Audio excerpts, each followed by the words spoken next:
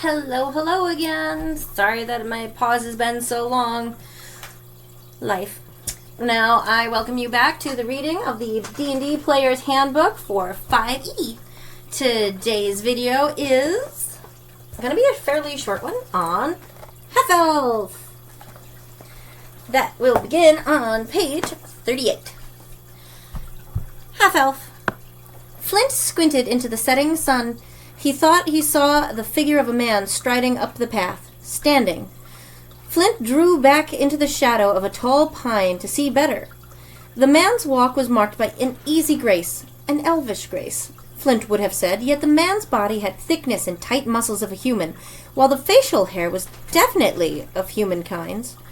All the dwarf could see of the man's face beneath a green hood was tan skin and brownish-red beard. A long bow was slung over one shoulder, and a sword hung at his left side. He was dressed in soft leather, carefully tooled, and intricate designs of the elves that the elves loved. But no elf in the world of Kryn could grow a beard. No elf but Tanith? Said Flint hesitantly as the man neared. The same. The newcomer's bearded face split into a wide grin. He held open his arms and, before the dwarf could stop him, engulfed Flint in a hug that lifted him off the ground.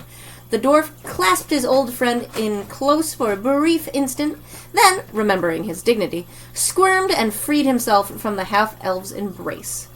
Margaret Wiss and Tracy Hickman, Dragons of Autumn Twilight. I have those books. I really need to actually read them.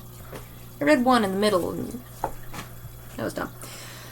Walking in two worlds, but truly belonging to neither, half-elves combined what some say are the best qualities of their elf and human parents. Human curiosity, inventiveness, and ambition, tempered by the refined senses, love of nature, and artistic tastes of the elves. Some half-elves live among humans, set apart by their emotional and physical differences, watching friends and loved ones age while time barely touches them. Others live with the elves, growing restless as they reach adulthood in the timeless elvish realms, while their peers continue to live as children. Many half-elves, unable to fit into either society, choose lives of solidarity, wandering, or join other misfits and outcasts in the adventuring life. Of two worlds. To humans, half-elves look like elves, and to elves, they look human. In height, they're on par with both parents, though they're neither as slender as the elves, nor as broad as the humans. They range from under 5 feet to about 6 feet tall, and from 100 to 180 pounds, with the men only slightly taller and heavier than the women. Half-elf men do have facial hair, and sometimes grow beards to mask their elven ancestry.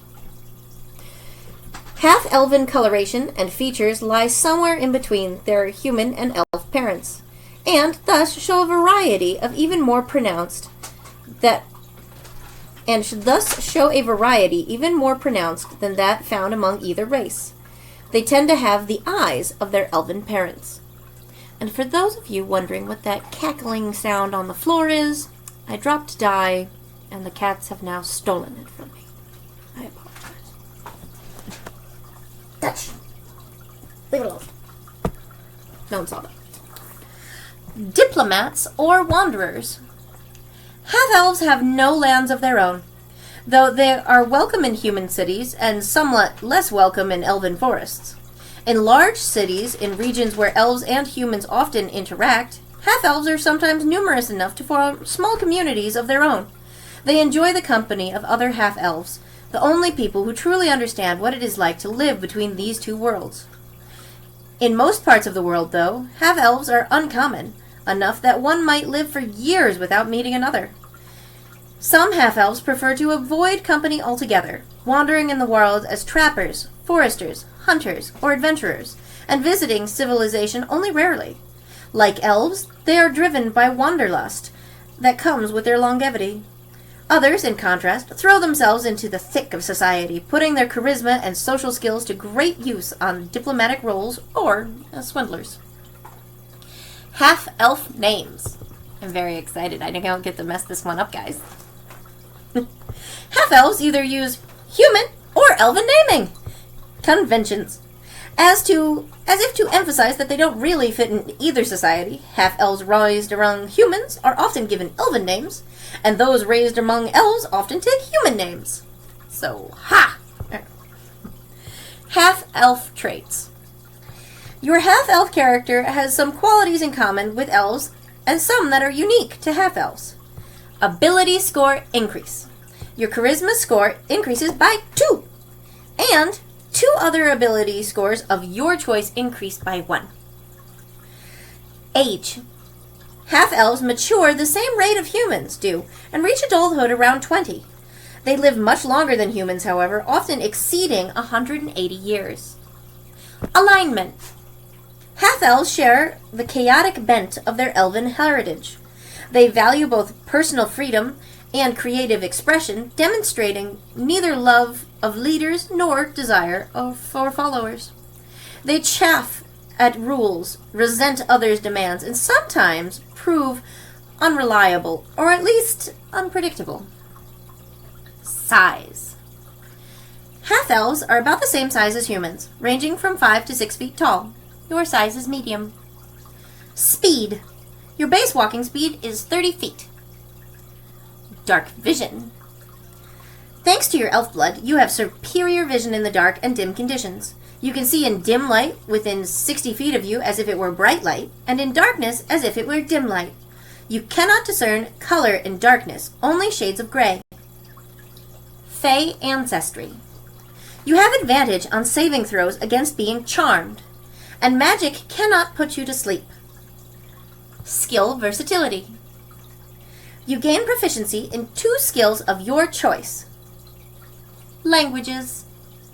You can speak, read, and write Common, Elvish, and 1 extra language of your choice. Now, on the top of page 39, we get Excellent Ambassador's excerpt. Don't judge me. Excellent ambassadors. Many half-elves learn at an early age to get along with everyone, diffusing hostility and finding common ground. As a race, they have elven grace without elven aloofness, and human energy without human boorishness.